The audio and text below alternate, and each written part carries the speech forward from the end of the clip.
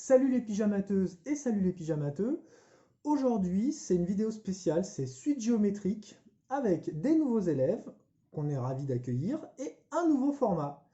On va étudier l'annonciation du peintre Ambrogio Lorenzetti pour parler des suites géométriques. Bonjour pyjaman. Wesh gros. Wesh gros. Et tu dis même pas bonjour à nos nouveaux élèves. Non, j'aime pas me présenter à des gens que je connais même pas. C'est débile ça. On se présente que aux gens qu'on connaît pas. Hmm, Oui, en fait, t'es juste asocial quoi. je suis pas asociale, je me méfie, c'est tout. Ça pourrait être n'importe qui ces élèves-là. Et dans le doute, moi je leur parle pas. Mais enfin, PJ, il y en a plein qu'on connaît déjà. Il y a Charlène, il y a Sophie, il y a Samuel aussi. T'es content de les revoir, il est sympa Samuel. Et il y a même Amandine, ça fait 1 an qu'on l'a pas vu. C'est chouette ça. Non mais eux, je dis pas, c'est les autres, les nouveaux là. Imagine, il y en a qui sentent mauvais de la bouche, ça se trouve. Je leur parle pas moi. Et après s'ils me répondent en plus, bah merci. Merci, merci. Merci quoi? On est en vidéo. Enfin, pas possible ça. Les odeurs, c'est pas très gênant dans une vidéo. En plus, excuse-moi, hein, mais là, ici, là, le seul qui a la bouche qui pue des pieds, il est de ce côté-là de l'écran. Et c'est pas moi.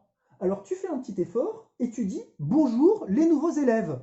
Bonjour les nouveaux. Ok, vachement crédible. Allez, je commence. Et arrête de me faire des doigts, je te vois. Non mais t'es sérieux? J'ai même pas fait de doigts moi. Bon, allez, on va passer à notre annonciation. Alors, cette annonciation, c'est un tableau qui date de 1354, qui est peint par Ambrogio Lorenzetti à Sienne, en Italie. Alors, PJ, qu'est-ce que tu vois sur ce tableau? Facile! Un mec avec un sac à dos trop swag qui fait du stop et une meuf qui veut visiblement pas le prendre dans son fauteuil électrique et du coup elle fait semblant de pas le voir. Quoi? Mais non! Bah si!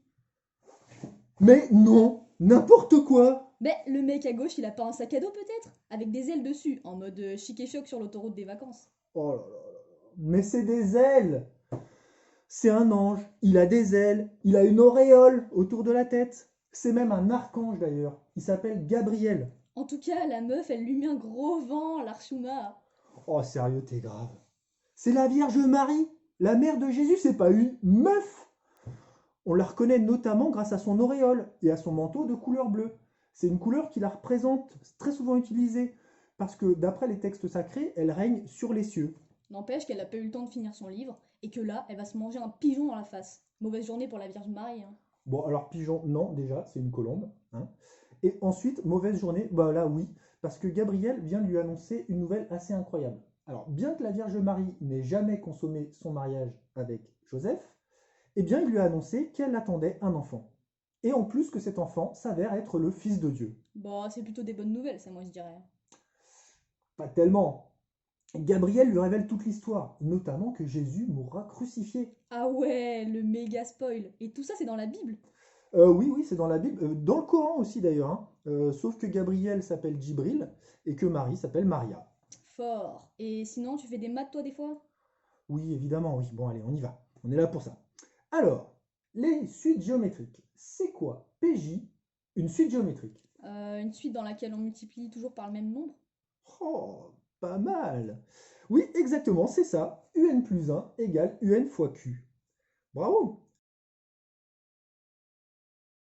Bon, et ben là, ici, les carreaux du carrelage, sur notre tableau, ils suivent une suite géométrique. Quoi?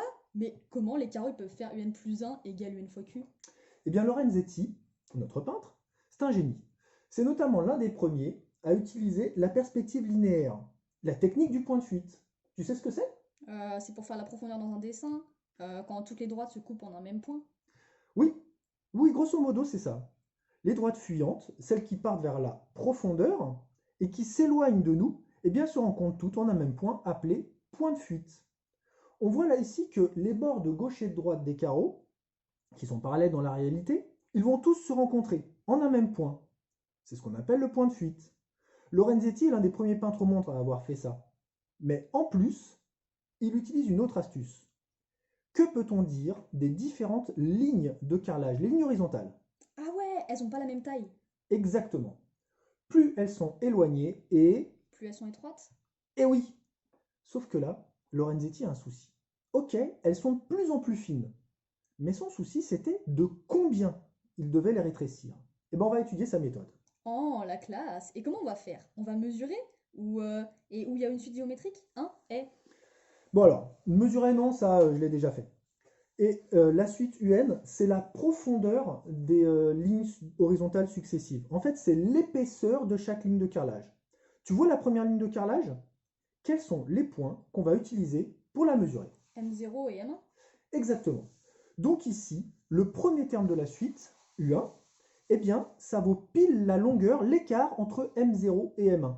C'est l'épaisseur de la première ligne en fait, tout en bas du tableau. Et U2, eh bien U2, c'est l'épaisseur de la deuxième ligne, juste au-dessus d'elle. Entre le point M1 et le point M2. Ouais, du coup, j'ai fait une feuille de calcul Excel où on voit l'ordonnée de tous les points M. Je les ai notés. On a déjà calculé l'écart entre deux points successifs. Eh bien, ça va donner les valeurs des termes de la suite UN. C'est celle-là qui est géométrique? Ouais, exactement. Dans la question 2 du document d'accompagnement, il faudra le vérifier par le calcul. Tu sais comment on fait pour montrer qu'une suite est géométrique? Bah, il faut prouver que la définition marche, que UN plus 1 égale UN fois Q. Oui, il faut retrouver la raison Q et montrer qu'on multiplie toujours par le même nombre pour passer d'un terme au terme suivant. On multiplie toujours par la raison Q. Mais comment on fait si on trouve pas? Ah oui, effectivement. Bon, allez, je vous aide. En fait, Lorenzetti multipliait toujours par le même nombre, et ce nombre correspond pile à une réduction de 10%. Hein, la suite UN ici, en fait, c'est entre chaque terme une baisse de 10% du terme précédent. Donc, il faut toujours multiplier par... Par 0,9, c'est la raison. Mais à quoi ça sert? Oh, déjà, très bien. Eh bien, du coup, là, ici, on pourra calculer l'épaisseur de n'importe quelle ligne de carrelage. Même celle que Lorenzetti n'a pas encore dessinée. Par exemple, la 9e ligne de carrelage, ça serait le terme U9. Ou même la 100e ligne de carrelage, qui est hyper éloignée. Ça serait U100. Mais surtout, on peut calculer la profondeur totale. En additionnant tous les nombres UN? C'est hyper long. Oui, oui, sauf qu'il y a une formule. Tu t'en souviens? Il y avait le premier terme, et puis la raison, et le nombre de termes dedans, non? Ouais, bon, bah tu t'en souviens pas, quoi. Mais c'est pas ma faute, ce jour-là j'étais malade. En plus, il y avait une grève de bus. Et moi, bien que je sois une chaussette, je peux pas venir à pied parce que j'ai pas de pied. Super. Bah, la formule, c'est premier terme fois un moins la raison à la puissance, le nombre de termes divisé par un moins la raison. Ah, exactement ce que j'avais dit. Hein? Quoi? Jamais? Mais pourquoi tu mens? J'ai dit pile ça. Premier terme fois un moins la raison exposant le nombre de termes divisé par un moins la raison. Tout pareil.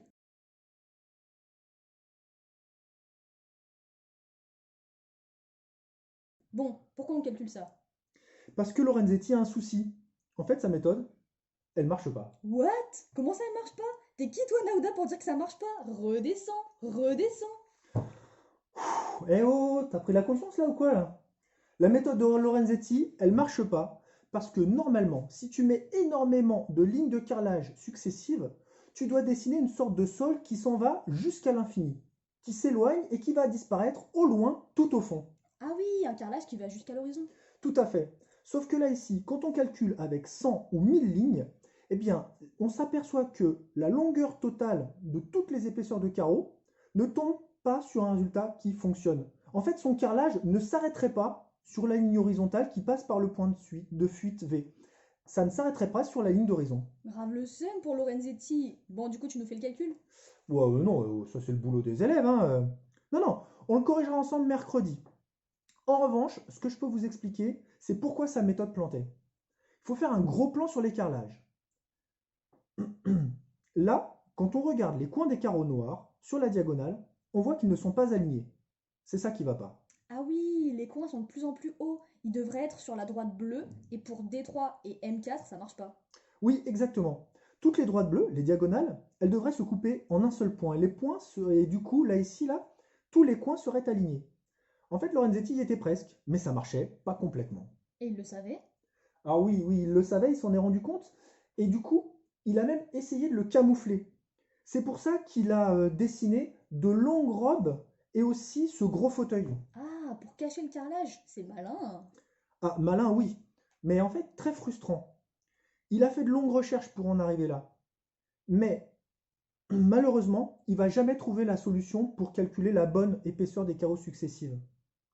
Il suffisait d'aligner les coins des carreaux qui étaient situés en diagonale. Ça paraît simple, mais c'est quand on connaît le truc. Lui, après une vie entière de travaux, Lorenzetti, il l'a pas trouvé. Et on sait qui a découvert ça? Non, pas exactement. On sait que les premières œuvres avec une perspective linéaire parfaitement maîtrisée sont apparues en Italie, mais 100 ans plus tard. En fait, cette découverte aura demandé plus d'un siècle de travaux et d'expérimentation. Ouais, c'est fou. On continue? Pourquoi l'ange il fait trop du stop du coup? Et c'est quoi les écritures en doré? Et pourquoi il y a un poteau bizarre au milieu du tableau?